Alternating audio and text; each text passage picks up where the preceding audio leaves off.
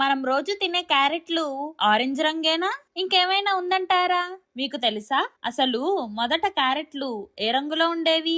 Option A ఎరుపు, option B purple, option C నలుపు, option D తెలుపు.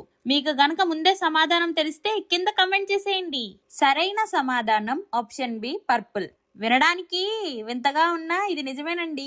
సుమారు 1000 ఏళ్ల క్రితం వరకు ప్రపంచంలో క్యారెట్లు పర్పుల్ లేదా తెలుపు రంగులోనే ఉండేవి. మరి ఆరెంజ్ లోకి ఎలా వచ్చాయంటే 17వ శతాబ్దంలో డచ్ రైతులు తమ దేశపు రాయల్ ఫ్యామిలీ అయిన హౌస్ ఆఫ్ ఆరెంజ్ గౌరవార్థం పసుపు మరియు ఎరుపు క్యారెట్లను క్రాస్ బ్రీడింగ్ చేసి ఈ ఆరెంజ్ రంగును సృష్టించారు.